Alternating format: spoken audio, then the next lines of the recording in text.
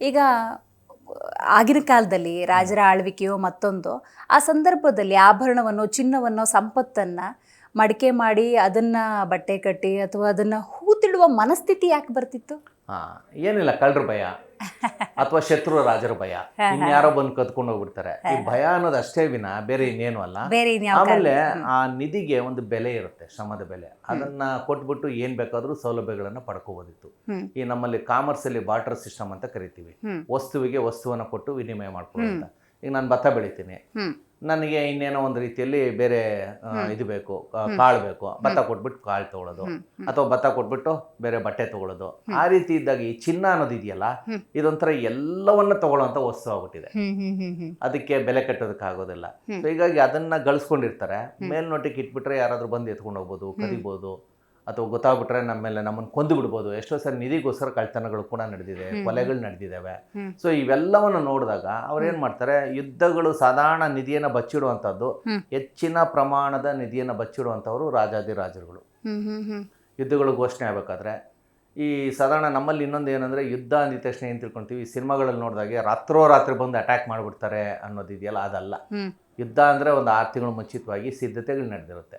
ಅದು ಒಂದು ರಾಜ್ಯಕ್ಕೂ ಇನ್ನೊಂದು ರಾಜ್ಯಕ್ಕೂ ಯುದ್ಧ ಅಂತ ಹೇಳಿದ್ರೆ, ಅವನು 6 ತಿಂಗಳು ಮುಂಚಿತವಾಗಿ ಸಿದ್ಧತೆ ಮಾಡ್ಕೊಳ್ತಾ ಇರ್ತಾನೆ. ಅವ್ನು ಮಾಡ್ಕೊಳ್ತಿದ್ದಂತೆ ಇವನಿಗೂ ಗೊತ್ತಾಗುತ್ತೆ. ಅದಾದ್ಮೇಲೆ 6 ತಿಂಗಳಿಗೋ 3 ತಿಂಗಳಿಗೋ ವರ್ಷಕ್ಕೋ ಯುದ್ಧ ನಡೆಯುವಂಥದ್ದು. ಆ ಸಮಯದಲ್ಲಿ ಇವ್ರಿಗೂ ಗೊತ್ತಿರುತ್ತೆ ಇಂಥ ಶತ್ರು ರಾಜ ನಮ್ಮ ಮೇಲೆ ಬರ್ತಾನೆ ಅಂತ. ತಕ್ಷಣ ಇವನೇನು ಮಾಡ್ತಾನೆ, ತನ್ನಲ್ಲಿರುವಂಥ ಎಲ್ಲ ಈ ರೀತಿಯ ಸಂಪತ್ತನ್ನು ಒಂದು ಕಡೆ ಗುಟ್ಟಾಗಿ ಬಚ್ಚಿಡ್ತಾರೆ. ಅದು ಎಲ್ಲಿರ್ತಾರೆ ಅನ್ನೋದು ಅದನ್ನ ನಮ್ಮಲ್ಲಿ ಕೆಲವೊಂದು ಇದುವರೆಗೂ ಸಿಕ್ಕಿರುವಂಥ ಆಧಾರದ ಮೇಲೆ ಹೇಳೋದಾದ್ರೆ, ಕಾಡಿನಲ್ಲಿ ಇಂಥ ಮರದ ಕೆಳಗಡೆ ಅದಕ್ಕೊಂದು ಜಾಗವನ್ನು ಹುಡ್ಕೊಳ್ತಾರೆ. ಈಗ ನಮ್ಮಲ್ಲಿ ಒಂದು ಐತಿಹಾಸಿಕ ದಾಖಲೆ ಇದೆ. ನಮ್ಮ ಕಸ್ತೂರಿಯವರು ಒಂದು ಬುಕ್ಕನ್ನು ಬರೆದಿದ್ದಾರೆ 1950ರಲ್ಲಿ, ಅಶೋಕ ಅಂತ ಹೇಳಿ. ಅದನ್ನು ಮೈಸೂರು ವಿಶ್ವವಿದ್ಯಾಲಯದವರು ಮುದ್ರಿಸಿದ್ದಾರೆ. ಅದರಲ್ಲಿ ಅವರು ಒಂದು ಕಡೆ ಹೇಳ್ತಾರೆ, ಅಲೆಕ್ಸಾಂಡರ್ ಭಾರತದ ಮೇಲೆ ದಂಡೆತ್ತು ಬಂದಿದ್ದು ಸಂಪತ್ತನ್ನು ಅರಸಿ ಅಂತೇಳಿ. ಇಲ್ಲಿ ಅಪಾರ ಪ್ರಮಾಣದ ಚಿನ್ನ ಇದಿದೆ ಅಂತೇಳಿ ಬರ್ತಾನೆ ಅಂತೇಳಿ. ಅವ್ನು ಬಂದಾಗ ಅವನಿಗೆ ಇಲ್ಲಿ ಏನೂ ಸಿಗ್ಲಿಲ್ವಂತೆ. ಅವನಲ್ಲಿ ಬರ್ತಿದ್ದಾನೆ ಅಂತ ಗೊತ್ತಾಗ್ತಿದ್ದಾಗೇನೆ ನಮ್ಮಲ್ಲಿ ಗಂಗಾ ನದಿಯ ಬಯಲಿದೆಯಲ್ಲ, ಅದು ಸಂಪತ್ತು ಹೆಚ್ಚಿಗೆ ಇದ್ದಂಥ ಜಾಗ. ಈ ಗಂಗಾ ನದಿ ಇದೆಯಲ್ಲ, ನಮ್ಮ ನಾಗರಿಕತೆ ಉದ್ಭವ ಆಗಿದ್ದ ನದಿಗಳ ದಡದ ಮೇಲೆ. ನಮ್ಮ ಸಂಪತ್ತೆಲ್ಲವೂ ಉತ್ಪಾದನೆ ಆಗೋದೇ ಕೃಷಿಯಿಂದ. ಹೌದು, ಬಹಳ ಮುಖ್ಯವಾಗಿ ನಾವು ತಿಳ್ಕೊಬೇಕಾಗಿರೋದು, ಇಡೀ ಸಂಪತ್ತು ಏನು ನಾವು ಕರಿತೀವಿ ಅದು ಉತ್ಪಾದನೆ ಆಗೋದೇ ಕೃಷಿಯಿಂದ. ಆ ಗಂಗಾ ನದಿಯ ಬಯಲಿದೆಯಲ್ಲ, ಮೆಕ್ಕಲು ಮಣ್ಣಿನಿಂದ ಫಲಭರಿತವಾಗಿತ್ತು, ಹೆಚ್ಚಿನ ಕೃಷಿ ಆಗ್ತಾ ಇತ್ತು. ಅದನ್ನ ಜನ ಬೆಳೀತಾ ಇದ್ರು, ರೈತರು ಬೆಳೀತಾ ಇದ್ರು, ಶ್ರಮಿಕರು ಬೆಳೀತಾ ಇದ್ರು. ಅದೆಲ್ಲವನ್ನ ಮತ್ತೆ ಚಿನ್ನದ ರೂಪದಲ್ಲಿ ಕೆಲವೊಂದನ್ನ ಇದು ವಿನಿಮಯ ಮಾಡ್ಕೊಳ್ತಾ ಇದ್ರು. ಆ ಸಂಪತ್ತನ್ನು ಎಲ್ಲಿಟ್ರು, ಅಲೆಕ್ಸಾಂಡರ್ ಅಂದ್ರೆ ಅಲೆಕ್ಸಾಂಡರ್ ಅವನ ಹೆಸರು ಗೊತ್ತಿರಲ್ಲ ಅವಾಗ. ಯಾರೋ ಒಬ್ಬ ಶತ್ರು ನಮ್ಮ ಮೇಲೆ ದಾಳಿ ಮಾಡ್ತಾನೆ ಅಂತ ಗೊತ್ತಾಗ್ತಿದ್ದಾಗೇನೆ ಅಲ್ಲಿನ ಗಂಗಾ ಬಯಲಿನ ರಾಜರು ತಮ್ಮೆಲ್ಲರ ನಿಧಿಯನ್ನ ನದಿಯ ದಡದ ಒಳಗಡೆ ಸುರಂಗ ಕೊರೆದು ಸುರಂಗದಲ್ಲಿ ಇಟ್ಟಿದ್ರು ಅಂತ ಹೇಳ್ತಾರೆ. 600 ಅಡಿ 700 ಅಡಿ ಸುರಂಗವನ್ನ ಕೊರೆದು ಅದ್ರ ಒಳಗಡೆ ಬಚ್ಚಿಟ್ಟಿದ್ರು. ಅದರ ತಂತ್ರಜ್ಞಾನವೂ ಕೂಡ ಬಹಳ ವಿಶೇಷವಾಗಿದೆ. ನದಿಯ ದಡದಲ್ಲಿ ಅಂದ್ರೆ ನೀರು ನುಗ್ಗಲ್ವಾ ಅಂತ ಕೆಲವರು ಕೇಳ್ತಾರೆ. ನದಿಯ ದಡದಲ್ಲಿ ಹೋಗ್ಬಿಟ್ಟು ಒಂದು ದಡದ ಭಾಗವನ್ನ ಸೀಳಿ ಅಲ್ಲಿಂದ ಸ್ವಲ್ಪ ದೂರ ಒಳಗಡೆ ಹೋಗಿ ಅಲ್ಲೆಲ್ಲೋ ಇನ್ನೊಂದು ಸ್ವಲ್ಪ ದೂರ ದಡದ ದಿಬ್ಬದ ಮೇಲ್ಗಡೆ. ಅದಕ್ಕೆ ನಾನು ಉದಾಹರಣೆ ನನಗೆ ಗೊತ್ತಿರೋದ್ರಿಂದ ನಾನು ಪದೇ ಪದೇ ನಮ್ಮೂರಿನ ಉದಾಹರಣೆಯನ್ನೇ ನಾನು ಕೊಡಬೇಕಾಗುತ್ತೆ. ಯಾಕೆಂದ್ರೆ ಅದನ್ನ ಯಾರು ಬೇಕಾದ್ರೂ ಹೋಗಿ ಅದನ್ನ ತಿಳ್ಕೊಬಹುದು. ಈಗ ತಲಕಾಡಿಗೆ ಹೋದ್ರೆ ಕಾವೇರಿ ನದಿ ಇದೆ. ಕಾವೇರಿ ನದಿಯ ಪಕ್ಕದಲ್ಲೇ ಮುಡುಕ್ತೊರೆ ಬೆಟ್ಟ ಅಂತ ಇದೆ. ಕಾವೇರಿ ನದಿಯಿಂದ ಮುಡುಕ್ತೊರೆ ಬೆಟ್ಟಕ್ಕೆ ಮಧ್ಯದಲ್ಲಿ 1 ಕಿಲೋಮೀಟರ್ ಅಂತರ ಇದೆ. ಕಾವೇರಿ ನದಿ ದಡದವರೆಗೂ ನೀರಿರುತ್ತೆ, ದಡ ಮೇಲೆ ನೀರು ಬರಲ್ಲ. ಯಾವಾಗಲೂ ಪ್ರವಾಹ ಬಂದಾಗ ಒಂದ್ಸರಿ ಬರುತ್ತೆ. ಆದ್ರೆ ದಡದಿಂದ ನಾವೊಂದು ಸುರಂಗ ಮಾರ್ಗವನ್ನ ಮುಡುಕ್ತೊರೆ ಬೆಟ್ಟಕ್ಕೆ ಕೊರಿಬಹುದು. ಬೆಟ್ಟಕ್ಕೆ ಕೊರೆದಾಗ ದಡಕ್ಕಿನ್ನ ಮೇಲ್ಗಡೆ ಹೋಗಿ ಜಾಗ ಹೋಗುತ್ತೆ ಒಳಗಡೆಯಿಂದ. ಅಲ್ಲಿ ಹೋಗಿ ನಿಧಿಯನ್ನ ಬಚ್ಚಿಡ್ತಾರೆ ಅಂತ ಉದಾಹರಣೆ ಸುಮ್ಮನೆ ಹೇಳೋದು. ಹಾಗಂತ ಅಲ್ಲಿ ನಿಧಿ ಅಂತ ಆ ರೀತಿ ಗಂಗಾ ನದಿಯ ದಡದಲ್ಲಿ ಅಲ್ಲೆಲ್ಲೋ ದೂರದಲ್ಲಿ ಒಂದ್ ಕಡೆ ಗುಡ್ಡನೋ ಬೆಟ್ಟನೋ ಏನೋ ಒಂದಿರುತ್ತಲ್ಲ, ಬೆಟ್ಟ ಜಾಸ್ತಿ ಇರಲ್ಲ ಆ ಕಡೆ, ಗುಡ್ಡಗಳು ಏನೋ ಒಂದಿರುತ್ತಲ್ಲ, ಅಲ್ಲಿಗೆ ಒಂದು ಸುರಂಗವನ್ನ ಕೊರ್ಕೊಂಡಿರ್ತಾರೆ. ಆ ನೀರ್ ಸ್ವಲ್ಪ ದೂರ ಅಲ್ಲಿರುತ್ತೆ, ಆಮೇಲೆ ಮೇಲೆ ಹೋಗ್ತಾ ಹೋಗ್ತಾ ಸುರಂಗ ಮೇಲ್ಮಟ್ಟಕ್ಕೆ ಹೋಗುತ್ತೆ, ಅಲ್ಲಿ ಹೋಗಿ ಇಟ್ಟಿರ್ತಾರೆ.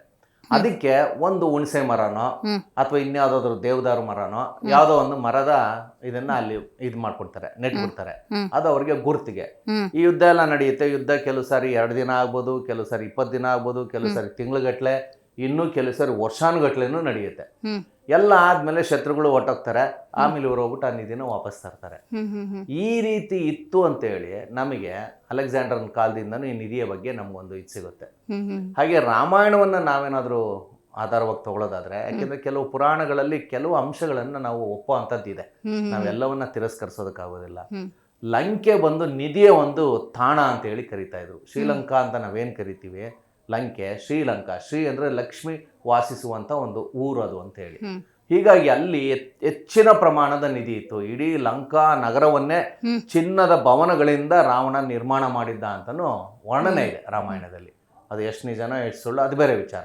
ಒಟ್ಟಿನಲ್ಲಿ ಆ ರೀತಿ ಒಂದು ನಗರ ಇತ್ತು ಅಂತಾನೆ ಹೇಳ್ತಾರೆ. ಅದು ನಿಧಿ ಇದ್ದಂತ ನಗರ ಅಂತಾನೆ. ಬಹಿರಂಗ ನಿಧಿ, ಗುಟ್ಟಾಗಿ ಏನು ಅಲ್ಲಿ ಇಟ್ಟಿರ್ಲಿಲ್ಲ, ಆದ್ರೆ ರಕ್ಷಣೆ ಆ ಪ್ರಮಾಣದಲ್ಲಿ ಇತ್ತು. ಸೊ ಹೀಗಾಗಿ ನಿಧಿ ಅನ್ನೋದನ್ನ ನಾವು ಬೇರೆ ಬೇರೆ ರೀತಿಯಲ್ಲಿ ಹೇಳ್ಬೋದು. ಆಮೇಲೆ ಇನ್ನೂ ಕೆಲವು ನಾನು ನಮ್ಮ ಹಳೆ ಮೈಸೂರು ಭಾಗದಲ್ಲಿ ಈ ಬೆಂಗಳೂರು ಸುತ್ತಮುತ್ತಲು ಉದಾಹರಣೆ ಕೊಡ್ಬೋದು. ಇಲ್ಲೇನಾಗುತ್ತೆ, ನಾವೊಂದು ಸೂಕ್ಷ್ಮವನ್ನ ಗಮನಿಸ್ಕೋಬೇಕು. ಇಂಥ ಕಡೆ ನಿಧಿ ಇದೆ, ಇಂಥ ಕಡೆ ಇದಿದೆ ಅಂತ ಹೇಳಿದ್ರೆ ಅಲ್ಲಿ ನಿಧಿ ಇರುತ್ತೆ ಇರಲ್ಲ ಅದು ಬೇರೆ ವಿಚಾರ. ಬಟ್ ಈ ನಿಧಿ ಕಳ್ಳರಿದಾರಲ್ಲ, ಅಲ್ಲಿ ಹೋಗ್ಬಿಟ್ಟು ಧ್ವಂಸ ಮಾಡ್ಬಿಡ್ತಾರೆ. ಕೆಲವು ಹಳೆಯ ದೇವಾಲಯಗಳನ್ನ ಧ್ವಂಸ ಮಾಡೋದು ಅದೆಲ್ಲ ನಾವು ದಿನನಿತ್ಯದಲ್ಲಿ ನೋಡ್ತಾ ಇದ್ದೀವಿ. ಇಲ್ಲಿ ಯಾವುದೋ ದೇವಸ್ಥಾನಕ್ಕೆ ಹೋಗೋದು, ಲಿಂಗಗಳು ಹೊಡೆದಾಕ್ಬಿಡೋದು, ಹೊಡೆದಾಕೋದು, ಇಲ್ಲೆಲ್ಲೂ ಕೂಡ ನಿಧಿ ಇರೋದಿಲ್ಲ. ಆಮೇಲೆ ದೇವಾಲಯಗಳಲ್ಲಿ ನಿಧಿಯನ್ನ ಗುಟ್ಟಾಗಿ ಎಲ್ಲೂ ಇಡಲ್ಲ. ಈಗ ಹಾಗಂತ ಹೇಳಿದ್ರೆ ಕೆಲವರು ಕೇಳಿದ್ರು, ಕೇರಳದಲ್ಲಿ ತಿರುವನಂತಪುರದ ದೇವಾಲಯದಲ್ಲಿ ಇದೆಯಲ್ಲ ಅಂತ, ಅದು ಭೂಮಿ ಒಳಗಡೆ ಇಟ್ಟಿರಲಿಲ್ಲ, ದೇವಸ್ಥಾನ ಕಟ್ಟಡದಲ್ಲಿ ಇಟ್ಟಿದ್ರು. ಅದಕ್ಕೆ ರಕ್ಷಣೆ ಇತ್ತು. ಗೊತ್ತಾಯ್ತು. ಹೀಗಾಗಿ ನಮ್ಮ ರಿಸರ್ವ್ ಬ್ಯಾಂಕ್ ಅಲ್ಲೂ ಕೂಡ ದುಡ್ಡು ಇಟ್ಟಿರ್ತಾರೆ, ಅದನ್ನೇನು ಭೂಮಿ ಒಳಗಡೆ ಅಗದಿಟ್ಟಿರಲ್ಲ, ಅದಕ್ಕೆ ರಕ್ಷಣೆ ಇರುತ್ತೆ.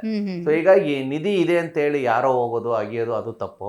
ಆಮೇಲೆ ನಿಧಿ ಅಂದಿದ ತಕ್ಷಣ ನಾವೆಲ್ಲ ಏನ್ ತಿಳ್ಕೊಂತೀವಿ, ಚಿನ್ನ ಬೆಳ್ಳಿನೇ ಅಂತ ತಿಳ್ಕೊಂತೀವಿ. ಅಲ್ಲ, ದೇಶದ ಅಭಿವೃದ್ಧಿಯ ದೃಷ್ಟಿಯಲ್ಲಿ ಒಂದು ಮಡಕೆ ಚೂರು ಮೇಲೆ ಒಂದು ಅಕ್ಷರ ಇದ್ರೂ ಕೂಡ ಅದು ನಿಧಿನೇ, ಅಮೂಲ್ಯವಾದಂತ ನಿಧಿ.